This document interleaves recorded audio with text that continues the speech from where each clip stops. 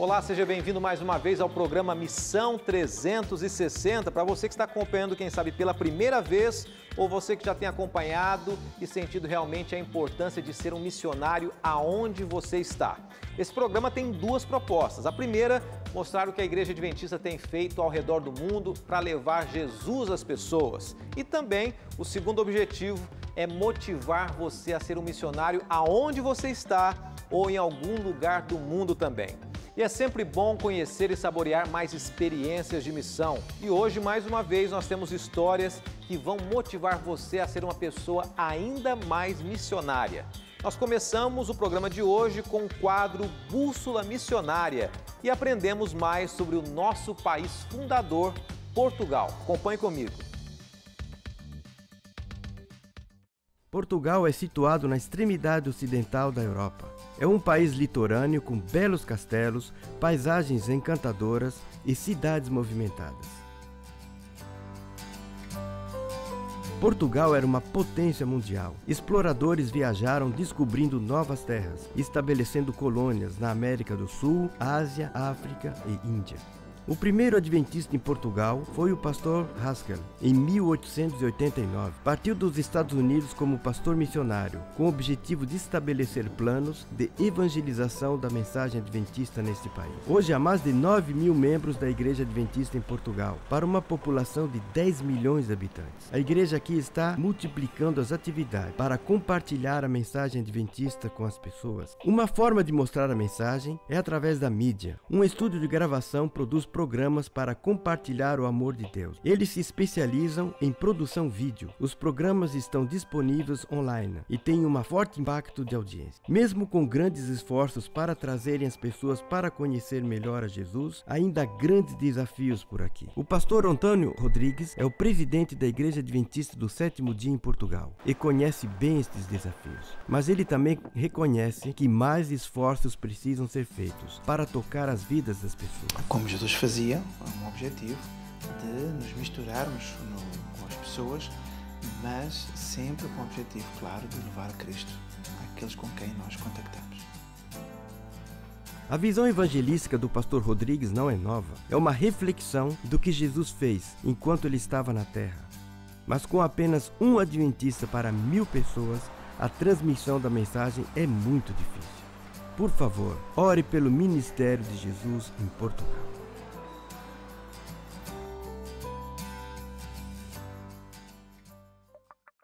Mais uma bela história aqui no Missão 360. É sempre muito bom ouvirmos histórias assim e termos o contato também com quem esteve presente nas missões, sejam aqui no Brasil ou em qualquer outro lugar do mundo. Nós estamos hoje aqui com o pastor Oliveiros Júnior. Primeiro, seja bem-vindo, pastor Oliveiros. Muito obrigado, pastor. É um prazer estar aqui com os amigos da Novo Tempo, mais uma vez. Vou apresentar você um pouquinho aqui, a trajetória dele. Hoje o pastor Oliveiros é um dos administradores da Igreja Adventista na região do Vale do Paraíba, que é interior de São Paulo.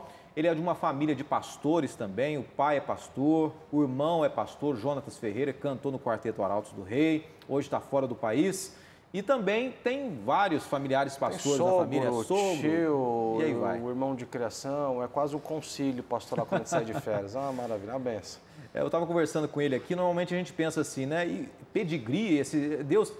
Ele estava contando aqui que o avô materno conheceu a mensagem do Evangelho e daí hoje eles têm a oportunidade de ter toda uma família missionária, né, no Brasil e fora do Brasil também. Então você que de repente diz assim, mas eu não tenho ninguém aqui na minha família, nem sequer cristão, comece por você. Seja você esse início de um missionário onde você estiver e Deus vai abençoar você, seus filhos, sua família, seja quem for. Pastor Oliveiros, você teve uma experiência fora do Brasil. Seu pai foi missionário na Albânia e você logo pequeno foi para a Albânia. A gente queria conhecer um pouquinho a sua trajetória lá na Albânia, nesse país desafiador. Como é que foi a sua chegada lá com a família? Certo, nós chegamos em 93, o meu irmão e eu fomos na verdade para a Inglaterra, que era um país próximo ali, que tinha uma estrutura de educação adventista com internato. Porque a Albânia foi comunista, ateu, socialista por mais de 40 anos e no começo da década de 90, quando caiu o comunismo, não ficou muita estrutura nessa questão, né? E os meus pais moraram efetivamente na Albânia por 4 anos e meio, mas a gente ia muito para lá, férias, nós chegamos a morar direto assim 6 meses ali. Era um país muito desafiador, foi declarado ateu por mais de 40 anos, como eu falei, e mesmo assim um período onde a igreja adventista cresceu embrionariamente, ali através de um missionário que era albanês mesmo, que a história dele é muito longa, mas ele foi, quando criança, para os Estados Unidos, se formou em farmácia na Harvard, conheceu a igreja lá, voltou para a Albânia como missionário voluntário e fez muitos contatos ali. Eu não podia batizar, que ele não era um pastor ordenado, mas quando entrou então o regime comunista ateu, ele foi perseguido, preso, não trabalhava nos campos de trabalho aos sábados, foi muito torturado, ele e a sua esposa, ele morreu na prisão. A esposa sobreviveu, ela retomou a custódia dos filhos que haviam perdido na prisão, enfim, são muitos detalhes. Nós a conhecemos ali, né, Flora Luz, e a partir dali o núcleo. Quando nós chegamos já haviam adventistas ali, gente que conheceu o testemunho desse missionário. Você era adolescente, criança? Como é que é essa fase? Eu fui para lá com 11 anos, 11 para 12 anos, nós voltamos para cá da Europa, eu tinha 17 anos aproximadamente, né? Você mencionou que existiam alguns adventistas lá, né? Agora a igreja física, como é que surgiu lá? Porque eu imagino que as pessoas possivelmente, quando podiam se reunir em lares, eu não sei como é que era a estrutura. Quando nós chegamos ali, havia ali um orçamento da União Transeuropeia que mantinha ali esse trabalho para um aluguel de uma sala lá na biblioteca, né? Isso era temporário. Mas com doação dos irmãos empresários aqui do Brasil, foi construído o primeiro templo evangélico na cidade de Corte, aqui onde a gente morava, que é o templo adventista ali, naturalmente, né? Mas aí, assim, aonde tem a igreja espiritual, a igreja física, ela surge como um resultado natural, né? É muito interessante, inclusive, aqui, que uma das irmãs, era a conversa de Daniel Luiz, a Merope Gica, ela tinha uma pensão que ela recebia do marido falecido, de $4 por mês. Esse era o salário dela. Ela guardou o dízimo por mais de 20 anos. E quando ela conheceu o primeiro pastor adventista que chegou ali pós-comunismo, ela tinha ali uma fortuna de quase $450 que ela entregou. Então, assim, Deus, ele precisa de pessoas fiéis, gente que estão dedicando a sua vida, que o físico, ele acontece, ele vem como resultado disso daí. Embora jovem ainda, né, você está administrando essa região aqui, é um dos administradores, mas você teve experiências em outros lugares também, nas Ilhas Malvinas, Ilhas Falklands. Mas antes da gente falar um pouquinho dessa sua experiência, a gente queria mostrar um pouco a Albânia também. Tem algumas imagens aqui e a gente queria que as pessoas conhecessem um pouquinho. Aí já estão nas Ilhas Malvinas ou aqui é na Albânia? Na Albânia. Essa foto aqui é um contraste. Aqui você tem a igreja que nós mencionamos, mas do lado esquerdo da foto aqui um bunker, né, que é uma casa de guerra, aço e concreto puro, isso daí caríssimo aí a fabricação disso. E o ditador Enver Hoxha, no período comunista, ele construiu mais de 1 milhão disso daqui, espalhou por todo o país com o marketing de que a Albânia era um país que iria passar por uma guerra, que seria perseguido, enfim, algo que nunca aconteceu, mas toda a economia ela entrou em políticas de guerra e de narrativas que nunca existiram, né? Então essa foto ela ilustra aqui uma época um pouco macabra com uma época de esperança que ela chega aqui nessa cidade, né? São duas casas, uma fala de guerra, a outra fala de uma guerra espiritual que ela acaba com esperança, né? Tá, joia. Vamos ver se nós temos outra imagem também. Aqui eram os membros ali, logo aí da pós-inauguração. Na época haviam ali cerca de 100 membros batizados. Agora, você acredita que embora você não... Mesma posição 15 anos depois aí. Então, sou eu aí com a esposa, com o pai, com meu irmão, a esposa dele, minha mãe, enfim. Ok. Você que seu irmão estudava na Inglaterra, seu pai na Albânia, você eventualmente estava lá, se envolvia. Depois vieram para o Brasil, você fez teologia e nesse período de teologia você teve a oportunidade de fazer uma missão, realizar uma missão nas Ilhas Malvinas, né? Como é que foi essa experiência? Nós recebemos um convite do pastor Ronald Kuhn, que cuidava na época na divisão de missão global, era um projeto de curto prazo para um trabalho com literatura, uma parceria com a Review and Herald, na época do pastor Mário Martinelli, com a doação de livros de Ellen White que eles nos fizeram. E nós passamos então um mês nas Ilhas Malvinas, é um país ali de população inglesa, britânica mesmo, uma mente já mais secularizada, e foi um trabalho de semeadura inicial. Então foi colocado um livro de Ellen White em cada casa, alguns contatos foram feitos, nós temos algumas imagens. Vamos lá, vamos acompanhar essas imagens. Pessoal. Então. Essa daí é uma igreja anglicana, né? Que é um símbolo ali da... religião oficial da Inglaterra, apesar de ser um templo bonito e suntuoso, ele é vazio. Ok. Né? Próxima imagem. Pouquíssimas pessoas vão. Aí é na pousada onde ficamos lá, no dia que nós recebemos os livros da Review, aí com alegria. São as literaturas que vocês usavam lá. E saímos então aí fazendo os contatos. Aí você vai ter daí algumas histórias que elas surgem daí, como essa daí da Ivone. Ela é brasileira, casada com um escocês, ele estava trabalhando nesse dia aí e conseguimos manter contato por um bom tempo. Eles têm família ali e outras famílias também muito receptivas. É interessante que é o seguinte, as culturas mudam, mas as necessidades das pessoas não mudam. E a amizade, ela consegue transpor barreira de todos os tipos para fazer o evangelho chegar. Olha, agora essa experiência na Albânia, essa experiência nas Ilhas Malvinas, para gente, para quem está em casa hoje, o que trouxe de experiência para o seu trabalho hoje no Brasil? O que foi relevante que você viveu, que hoje você tem procurado viver e vivenciar também? O trabalho de Deus é transformador. Você não consegue fazer o trabalho de Deus e permanecer do mesmo jeito. E eu nem preciso atravessar o mundo para passar por esse tipo de transformação. Ele mexe com o missionário primeiro, ele mexe com a nossa visão, com a nossa forma de ser, com o nosso despojo, com os talentos. É uma obra completa que Deus faz, né? Isso não te torna nem melhor nem pior, mas te torna útil na causa. E a partir disso daqui, então, Deus te coloca, Deus te dá as oportunidades para você fazer o trabalho dele, aonde você estiver. Às vezes a gente acha, a missão é só do outro lado do mundo, eu tenho que pegar avião, eu tenho que ir lá. A missão está na academia, a missão está na faculdade, a missão está na escola, a missão está no trabalho, a missão está na rua, no posto onde eu abasteço, onde eu vou. Eu estou em missão. Missão não é uma coisa que eu faço, eu vivo, ela se apodera de mim e Deus me envia aonde eu estou todos os dias. Se eu tiver a vocação e a oportunidade e as ferramentas para tal, pode ser que algum dia eu vá em algum outro lugar por algum período, mas onde Deus me colocou é o meu campo missionário. E aqui hoje, só para a gente fechar esse momento aqui, na Associação Paulista do Vale, onde a Novo Tempo fica, nessa região geográfica, quantas pessoas estão envolvidas na missão? Você tem ideia de quantos? Nós temos 29 mil membros cadastrados, né? A gente não consegue dizer quantos estão envolvidos na missão, isso aqui seria um estudo um pouco relativo. Mas é uma pergunta retórica, talvez, aqui, que eu deixo com quem nos assiste. Você está envolvido com a missão? Você tem cumprido o trabalho e o propósito de Deus para a sua vida, de compartilhar aquilo que um dia você aprendeu? Porque eu recebo para compartilhar, eu recebo para eu passar isso daqui adiante. E Deus tem uma obra para todos. Todo ser humano que entra para o reino de Deus, ele nasce como um missionário. Tá joia. Pastor Oliveiros, muito obrigado por sua história. Contou um pouco da experiência de vida dele aqui.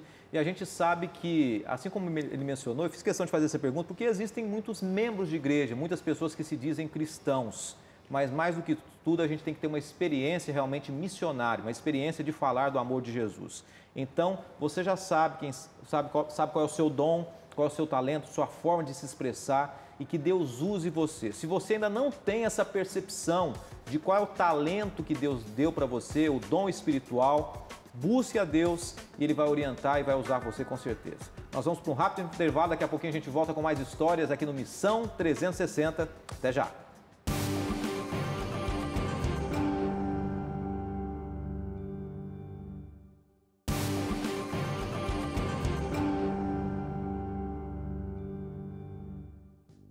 De volta com Missão 360 e agora é o espaço para conhecermos igrejas ao redor de todo o mundo e também aqui no Brasil. Vamos rodar aqui várias regiões e começando pelo Mato Grosso. Quem enviou para a gente foi a Deise Melo, mandou uma foto da igreja de Cláudia em Mato Grosso, uma igreja com os membros. Olha, a gente percebe que tem muitas crianças, juvenis, alguns adultos também, uma igreja jovem, que Deus abençoe, que prospere cada vez mais e que cumpra a missão em Cláudia, no Mato Grosso, aonde vocês estão aí. Um abraço para todos os mato-grossenses e aproveitando, mandando um abraço também para todos os sul-mato-grossenses acompanhando o Missão 360. E a próxima igreja é a igreja de Farrapos, em Porto Alegre, Rio Grande do Sul. Quem enviou para a gente foi a Tita. Ela acho que aproveitou o finalzinho do culto, de alguma programação, tirou uma foto do pessoal movimentando ali. Aparentemente tem uma tenda em frente, quem sabe é uma feira de saúde, uma programação mais do que especial. E a gente aproveita e manda um abraço para todos de Porto Alegre, da Igreja do Farrapos e todos os gaúchos acompanhando a Novo Tempo e o Missão 360. Muito obrigado a você. Próxima e última foto hoje, a igreja de Ondiva, em Angola. E o nome da cidade é Cunene. José Dengala foi quem enviou para a gente. Muito obrigado. Mais uma vez, com muito carinho, a gente abraça a todos os angolanos acompanhando o programa Missão 360. Olha, a gente fica feliz porque muitas pessoas entram em contato com a gente dizendo assim, olha, eu vi a minha igreja lá, eu visitei determinada igreja e pude acompanhar tudo isso aí na Novo Tempo. E a gente continua aguardando o seu envio, a sua foto aqui no programa também. E é claro que mais do que isso, toda a estrutura do programa quer motivar você a cumprir a missão aí na sua igreja ou onde você estiver. Vamos aprender um pouquinho mais? E na Croácia, um grupo pratica uma maneira diferente de cumprir a missão. É através de bicicletas. Ficou curioso? Acompanhe comigo agora essa história.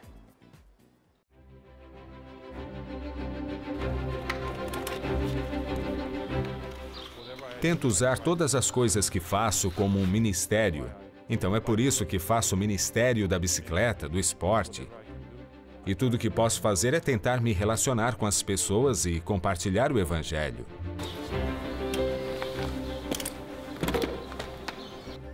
Aqui na Escola Adventista, nós temos a maioria das pessoas, dos estudantes, vindos de lares não adventistas.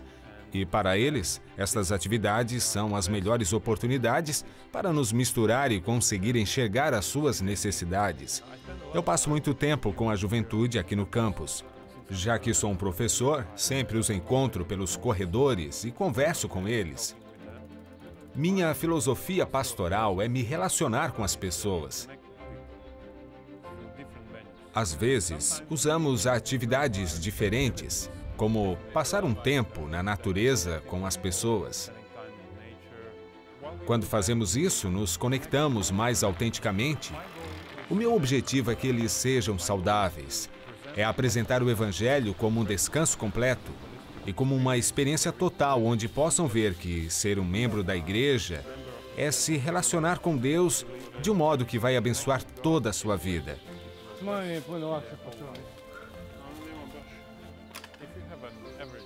Se você tem uma bicicleta razoável, você pode participar desta atividade. Todos podem participar. Não importa se você é jovem ou velho, não temos limite de idade. Normalmente paramos em algum lugar com uma boa vista ou algo bonito para admirar. Então, conversamos sobre design inteligente ou sobre a possibilidade de que tudo aconteceu ao acaso. Estar na natureza é ser impressionado por ela e pelo seu design. Geralmente, as pessoas estão mais abertas quando estamos em alguma atividade não formal. Elas podem ser elas mesmas e facilmente abrem seu coração e falam sobre assuntos dos quais não falam normalmente.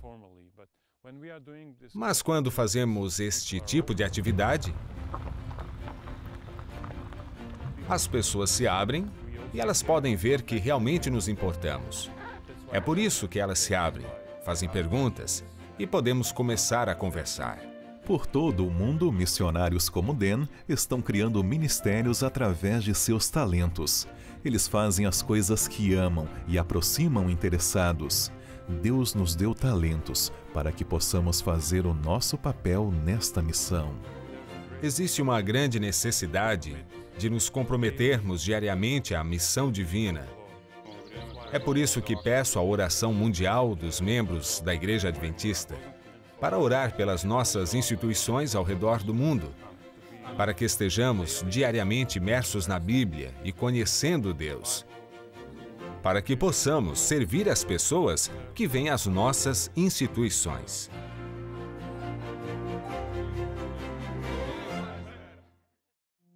Hoje nós vamos abordar a história de mais um grande pioneiro da missão. Seu nome? Jim Elliot. Ele nasceu em 8 de outubro de 1827 na cidade de Portland, no estado americano de Oregon. Jim pertencia a uma dedicada família cristã e desde cedo ele foi instruído pelos seus pais ali no caminho de Deus.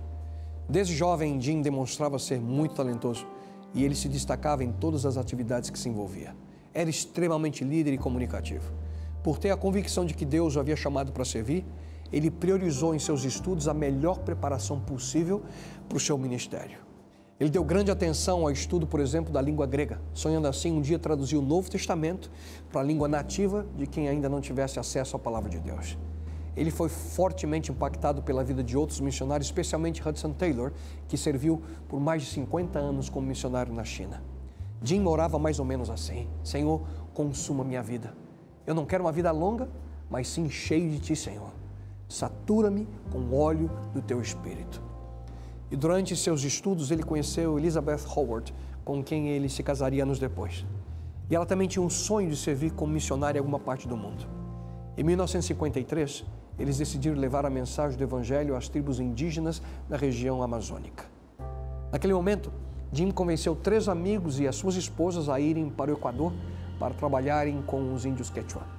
Quando lá chegaram, um piloto missionário e a sua esposa, que já estavam no país, juntaram-se ao grupo.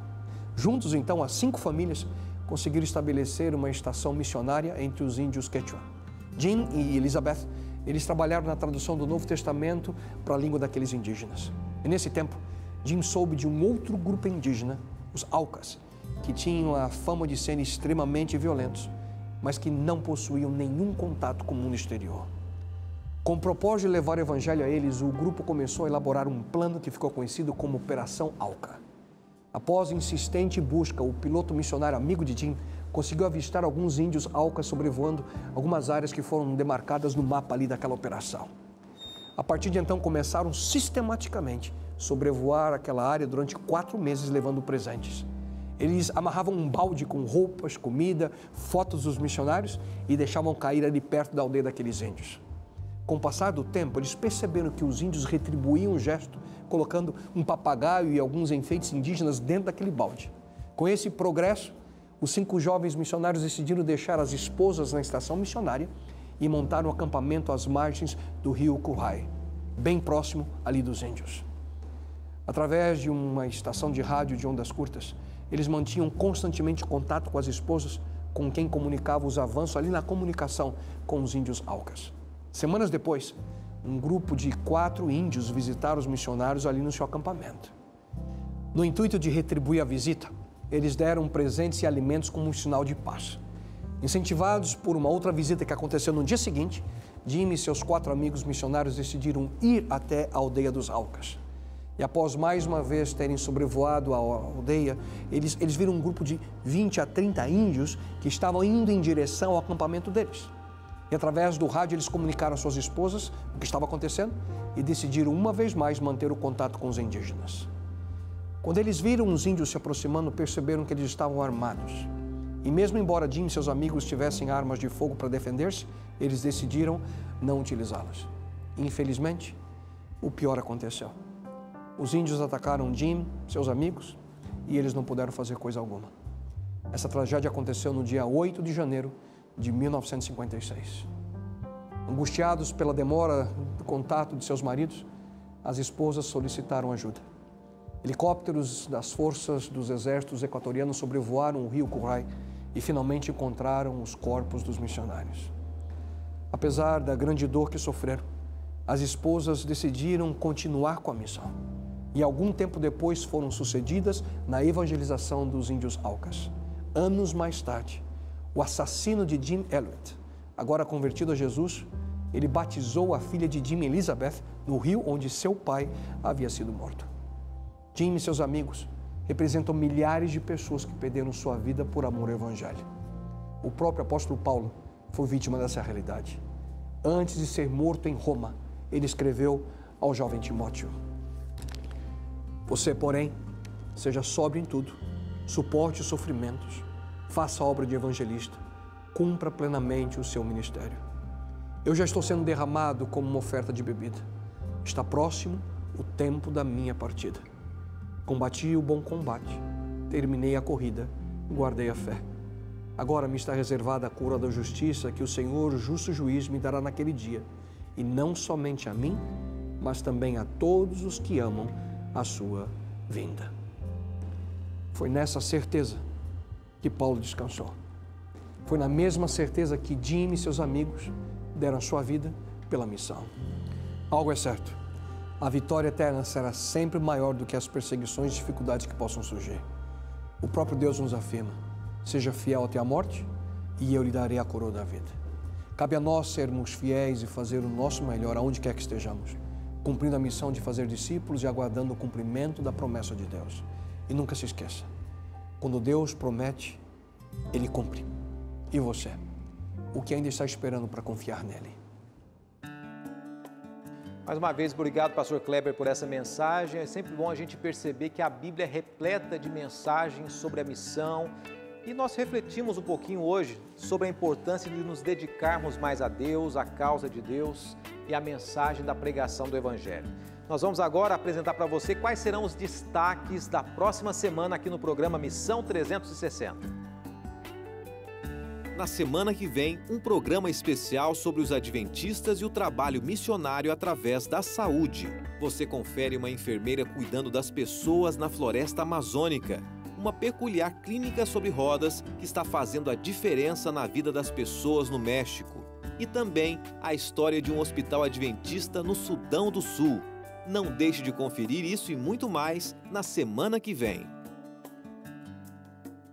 É tudo isso e muito mais semana que vem no Missão 360. E lembrando de um detalhe, quem sabe um dia a sua história de missão passe aqui no programa também. Continue realizando, cumprindo o desejo de Deus na sua vida e que Deus abençoe você. Forte abraço, até lá!